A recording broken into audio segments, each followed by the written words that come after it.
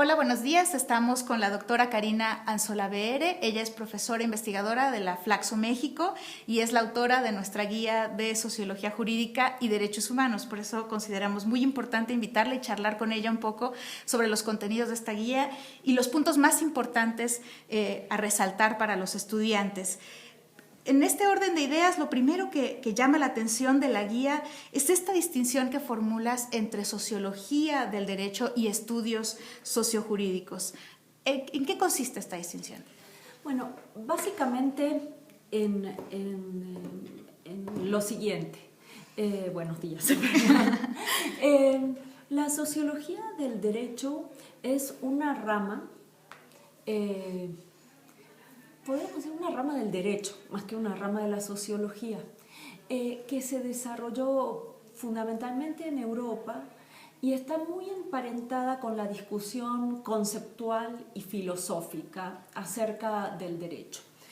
Bueno, caracterizada básicamente por una cosa, que es cierto desagrado con la hegemonía de las perspectivas más positivistas sobre el derecho, la idea de pensar al derecho como una ciencia, sin lagunas, perfectamente lógico, deshistorizado, ¿no? Como una técnica. El derecho, hay una pelea muy fuerte con la idea de ver al derecho como una técnica, como un sistema cerrado, autocontenido y sin baches, sin lagunas, y en todo caso donde, bueno, pues la aplicación del derecho, si es tan contenido, tan lógico, sería una aplicación mecánica y no importaría el contexto.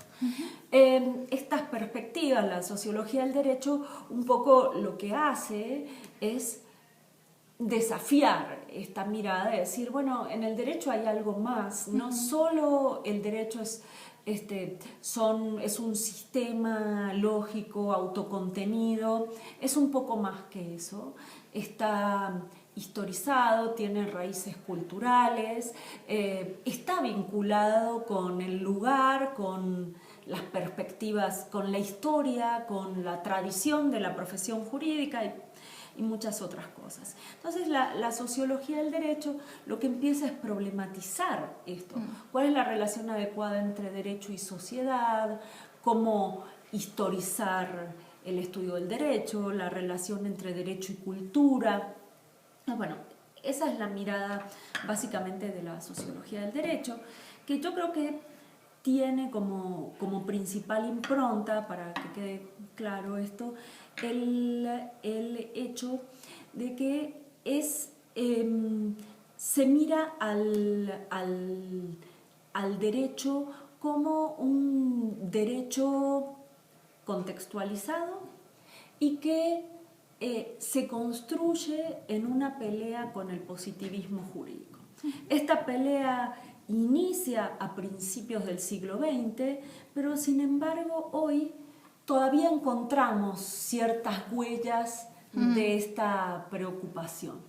Una preocupación, esta perspectiva de sociología del derecho, lo que de alguna manera está intentando incidir en la manera de entender el derecho, en la manera en que se piensa y se aplica el derecho, pero tratando de poner otras bases. Yeah.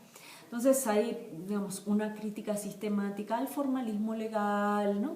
Entonces, y yo creo que está atrapada en esta tensión inicial donde uno diría, bueno, no sé si hoy el problema es el positivismo o son otras cosas, claro, pero está atrapada como ahí, en esa discusión. Por otra parte, los estudios sociolegales. Habíamos dicho la sociología del derecho surge a principios del siglo XX, fines del siglo XIX, principios del siglo XX. En Europa tiene que ver con esta discusión europea de cómo se enfoca el derecho, qué perspectiva del derecho es la adecuada. Los estudios sociolegales tienen lugar, o sea, se desarrollan básicamente en los Estados Unidos. También tiene una perspectiva anglosajona, pero no es europea, sino norteamericana. Y bueno, tienen otra preocupación, que es básicamente ver cómo se relaciona el derecho con la sociedad. Digamos, ahí no hay una disputa por la mirada adecuada del derecho, sino mucho más por estudiar el derecho en acción. No podemos olvidarnos que, digamos, los Estados Unidos son la cuna del realismo jurídico, ¿no? Esta idea de pensar al derecho desde otras bases y de la idea de que el derecho tiene mucho que ver con la manera en que se realiza. Entonces ahí encontramos una preocupación mucho más. Si la preocupación es cómo actúa el derecho, no cuál es la perspectiva adecuada, es claro, cómo actúa, lo más importante es ver y demostrar a través de trabajos empíricos de infinidad de enfoques, infinidad de metodologías. Digo, no hay una unidad metodológica ni una unidad de enfoque académico. Hay trabajos absolutamente críticos y hay trabajos absolutamente hegemónicos, ¿no? Pero la preocupación es esta, ver cómo funciona el derecho en la práctica. Ya. Entonces, mientras los estudios de sociología del derecho pretendería incidir en el derecho, los estudios sociojurídicos más bien miran al derecho, miran cómo funciona el derecho. Claro, creo que Cotterrell, que es un sociólogo del derecho así muy importante, hace una distinción que a mí me gusta mucho entre una pretensión de trasladar categorías de las ciencias sociales al pensamiento jurídico. Sería como la preocupación de la sociología del derecho. Es complejizar la perspectiva del derecho. Y en cambio, la otra, la de los estudios sociojurídicos, es utilizar a las ciencias sociales para ver cómo funciona efectivamente el derecho. No hay una pretensión de tratar de cambiar la manera en que los operadores jurídicos deciden, sino hay una manera de tratar de comprender mejor, entender mejor cuáles son las bases sobre las que se desarrollan. Obviamente hay una pretensión crítica, pero no es la principal. Claro. En esta orden de ideas, siguiendo un poco esta última línea, esta segunda línea de estudios sociojurídicos, ¿cómo es que llegan a interesarse por los derechos humanos? ¿Por qué se interesan, más allá del derecho, por los derechos humanos? Bueno, ahí hay una cosa interesante, es que esta preocupación es relativamente nueva. Varios autores coinciden en ubicarla a partir de la década del 70, algunos un poco más adelante, pero es verdad que los estudios más sistemáticos de ciencias sociales sobre derechos humanos datan de fines de los 70 y los 80. Bueno, ¿por qué? Una de las razones que hay cierto consenso en plantear para la comprensión de este ingreso en la agenda es la crisis de paradigmas metodológicos en las ciencias sociales, ¿no? Esta idea de la crisis de lo que se llama el positivismo en ciencias sociales, que supone que las ciencias el hacer ciencia social está divorciado de los valores, que tiene que ver con neutralidad valorativa y que, bueno, los temas que tienen que ver con perspectivas morales y con ciertas ideas de bien no son un objetivo de las ciencias sociales. Con esta crisis se empiezan a admitir el estudio y la preocupación por otro tipo de temáticas. Y en estas entran las de los derechos humanos, que pueden ser considerados como expectativas morales, pero que bueno, también pueden ser problematizados desde las ciencias sociales. Digamos, podríamos decir que es una razón más interna dentro de las disciplinas de las ciencias sociales. Se abre un espacio para poder pensar otros temas. Pero también hay algunas razones contextuales que coinciden varios autores en destacar. Primero, la crisis del Estado nacional. Los estados cada vez más están asediados por arriba y por abajo, ¿no? Por abajo a través de los movimientos más locales y por arriba a través de los organismos supranacionales y los procesos de globalización. Entonces, bueno, ya el Estado Nacional no es la entidad soberana, aislada, sino que es una entidad que tiene que negociar hacia arriba y hacia abajo y no tiene la última palabra. Si nosotros pensamos que los derechos humanos es un ejemplo de este proceso de transnacionalización de una serie de ideas y su positivización en normas legales, digamos, es un tema que si uno está estudiando la manera en que el Estado Nacional deja de ser el centro articulador por excelencia o solo del orden político y pierde soberanía. Digo, esto es discutible, pero digamos, se cambia la noción de soberanía tradicional. Los derechos humanos ahí ingresan de manera muy fuerte. Y por otra parte, yo creo que también han tenido mucha incidencia en esto los procesos de democratización que tuvieron lugar, la tercera ola de democratización de la década del 70 y la cuarta, ¿no?, de los 90, en el mundo, donde uno de los discursos o de las demandas era el respeto de los derechos por diferentes motivos. En América del Sur, básicamente porque nunca más haya desapariciones y dictaduras militares, ¿no?, y aniquilamiento de la oposición política. En otros lugares, en Europa del Este, ¿no?, digamos, es la representación de una nueva vida fuera del comunismo. Entonces creo que estas cuestiones puramente disciplinarias y de discusión interna, más estos elementos contextuales, han contribuido a que los derechos humanos ingresen, ¿no?, al estudio. Y por eso es que en la guía tenemos lecturas también sobre globalización, sobre ciudadanía, digamos, miradas desde la sociología, desde los estudios sociojurídicos, sobre los derechos humanos que pasan por estas otras discusiones, ¿no? Sí, es que no se puede entender sociológicamente a los derechos humanos si no entendemos un poco estos procesos. Claro.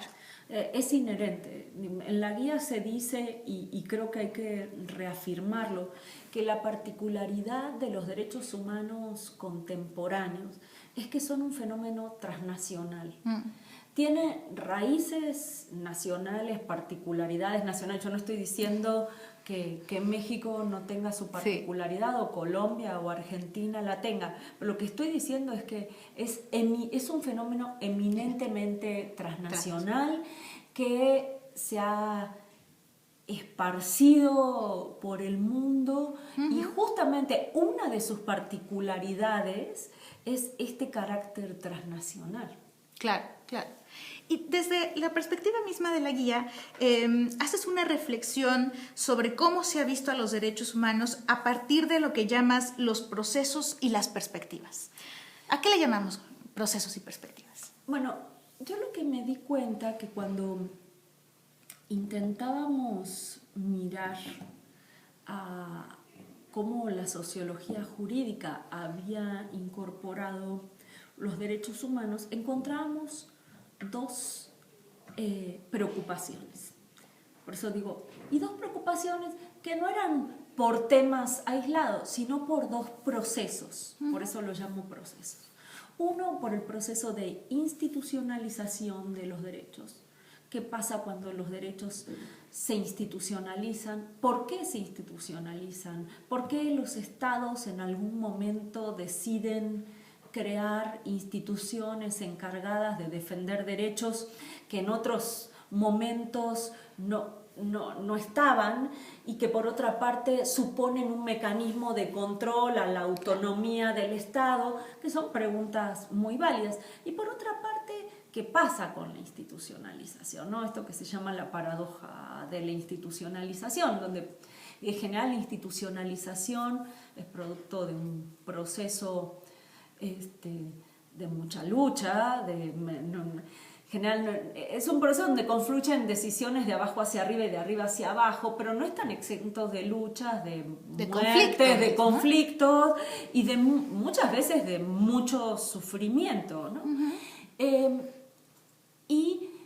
Pero una vez que se crea una institución, esa capacidad y potencia creativa del movimiento de derechos humanos, digamos, pierde algo de eso y tiene que traducir, ¿no?, las demandas ciudadanas en el lenguaje del Estado, del derecho estatal, y bueno, ¿qué se gana y qué se pierde con eso? Son un poco las preguntas. Y por otra parte hay otra preocupación por otro proceso que también es muy importante, y es que cómo los actores, los sujetos, las personas incorporan a los derechos humanos. ¿De qué manera? Hay mucha preocupación por lo que se llama la cultura de los derechos, ¿no?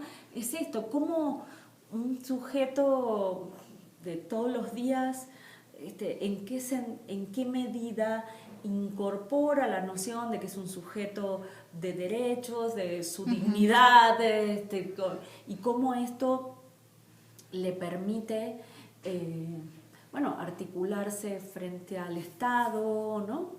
Y cómo eso a su vez le permite utilizar las herramientas institucionalizadas para hacer avanzar demandas, ¿no? Un poco podríamos decir, sí. Esos son los dos procesos que vemos.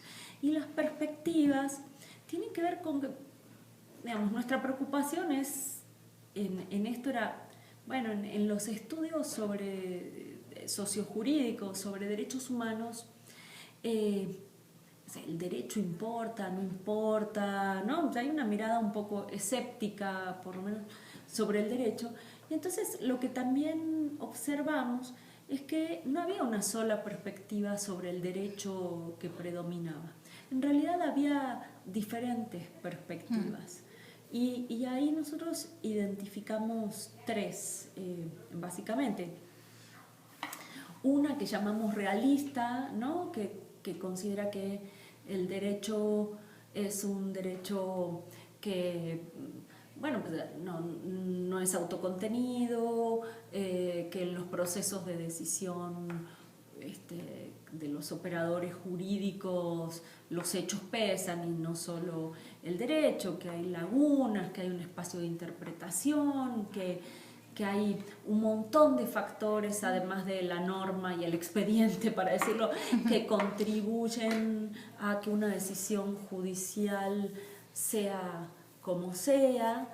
Y por otra parte, una perspectiva como mucho más crítica, ¿no?, que sí pone en cuestión el carácter o las promesas emancipatorias del derecho y de los derechos humanos, y que de alguna manera un poco ve que el derecho tiene un carácter bifronte. Puede ser en determinadas situaciones un mecanismo de dominación, que es, digo, hoy a lo mejor no nos suena tan extraño, pero digamos, puede ser contraintuitivo, y pensando en, digamos, la definición estándar del derecho como racionalidad y justamente la liberación vía la razón, sí es muy desafiante, pero que también puede reconocer que en determinadas condiciones y contexto puede ser una herramienta emancipatoria. Y en este sentido, en esta tensión entre, perdón, voy a estornudar, en esta tensión entre derecho como dominación y derecho como potencialidad emancipatorio, bueno, pueden identificarse equilibrios, condiciones, y entender un poco mejor la dinámica jurídica. Y una tercera perspectiva, que nosotros la llamamos perspectiva constructivista, que en realidad lo que dice es que no hay una distinción entre derecho y sociedad, sino que el derecho es un producto cultural y como tal hay que estudiarlo y que en este sentido para entender el derecho hay que entender la manera en que se usa, en que se construye, en que lo utilizan los actores, y en este sentido sería un producto cultural como cualquier otro, o producto de una construcción social, digamos, como cualquier otro producto, ¿no? No tendría ese carácter sagrado, claro, sino sería una construcción que no puede diferenciarse de los actores, porque está constituido por los actores, y que tampoco puede diferenciarse de la sociedad, porque es un producto de la dinámica social, ¿no? Que es un claro. poco...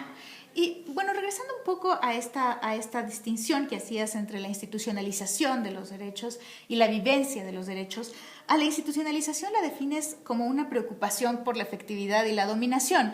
La dominación más o menos no las has explicado. ¿Qué entendemos por efectividad? Y de una vez te hago la otra pregunta. En cuanto a la vivencia, también la defines en el texto como una construcción e identidad. Más o menos ya nos dijiste un poco, pero ¿cómo entendemos esto? ¿Cómo entendemos la preocupación por la efectividad desde la institucionalización y cómo entendemos esta construcción e identidad desde la vivencia? No, la preocupación por la efectividad es que uno de los temas que preocupan a quienes estudian las instituciones de derechos humanos es para qué sirven esas instituciones. Así de simple, ¿no? O sea, ¿para qué sirven? ¿Sirven para algo o no sirven para nada? Por eso nos preguntamos si el lugar del derecho en todo esto. Entonces, por eso esta preocupación. ¿Son efectivas? ¿En qué condiciones son efectivas? ¿Sirven para transformar? ¿Mantienen el statu quo? Digamos, esa es justamente, o sea, estas son las coordenadas de la preocupación por la efectividad. Bueno, se demandó mucho, ahora hay instituciones que tienen como mandato básico la protección de los derechos. Bueno, los ombudsman claramente, pero se fortalecen las cortes y entre sus misiones está la protección, como muy explícitas, la protección de derechos, hay secretarías de derechos humanos, hay organismos en contra de la discriminación, digamos, hay todo un entramado de un sistema institucional de defensa de derechos. Bueno, la pregunta que se hace es, ¿sirve o no sirve? Claro. O sea, ¿o para qué sirve? ¿O para qué y para qué no? ¿O para quién? ¿O para quién también? ¿No? Entonces, estas son las preguntas de la efectividad. No sé, ejemplo, una pregunta de esto. La Comisión Nacional de Derechos Humanos ha mejorado, o sea, desde que está funcionando, ha contribuido a mejorar, o qué ha contribuido a mejorar la Comisión Nacional de Derechos Humanos. Ha reducido, podemos ver, está asociada con una reducción de las violaciones de derechos humanos. Bueno, claramente no. Claro. También, bueno, alguien me podría decir, pero en contextos de violencia generalizada es muy difícil que haya una reducción y no se le puede pedir. No, estoy de acuerdo, pero quizás ha permitido procesar ciertas demandas individuales o grupales muy puntualizadas de una manera y visibilizarlas institucionalmente, de manera que antes no hubiera sido posible, ¿no? Son ese tipo de cuestionamientos son los que estos trabajos realizan, ¿no? ¿Y desde la vivencia? Y desde la vivencia, lo que la vivencia quiere es entender cómo los sujetos viven los derechos, por eso le llamamos vivencia. Más, esto pensamos qué hacen las instituciones, cómo funcionan, ¿no? Desde la institucionalización, la mirada son las instituciones. No porque no tengan sujetos, pero la preocupación es la CNDH, ¿no? O la Corte tal.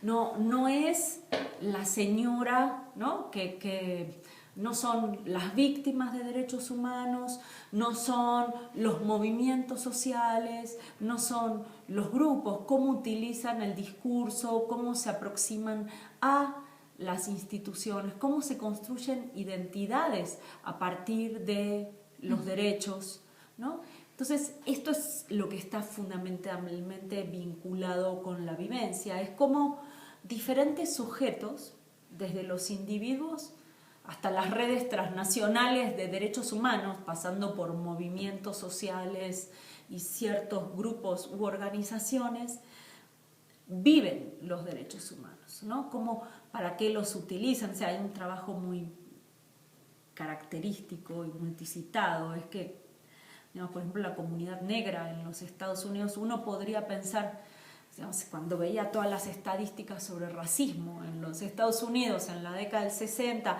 y cómo decidían las cortes, que en general cada vez que iba un negro, las chances de que perdiera el litigio eran muy grandes. Cuando uno ve eso, dice, bueno, no, si yo soy de afroamericano, no voy a ir a una corte porque sé que voy a perder. Y sin embargo iban. Claro. Porque ahí había un efecto derecho, un efecto de ser parte de una comunidad política, de poner la demanda, de apropiarse, ¿no? Entonces, digamos, son este tipo se estudian los porqués y las perspectivas de los actores en este tipo de procesos, ¿no? Pues muchísimas gracias, Karina, por haber compartido con nosotros estos minutos y sobre todo la guía y bueno, los textos que vamos a analizar en la maestría en Derechos Humanos. Y bueno, se me pasó decirlo al inicio, pero he de decirlo en este momento, que la doctora Karina Anzola Beere es, digamos, la madre de la maestría en Derechos... Yo soy la abuela. La maestría en Derechos Humanos y Democracia. Y bueno, esta idea de tener una maestría multidisciplinaria y un enfoque multidisciplinario sobre los derechos humanos en mucho viene de Karina. Muchas gracias. Muchas gracias a ti, Silvia.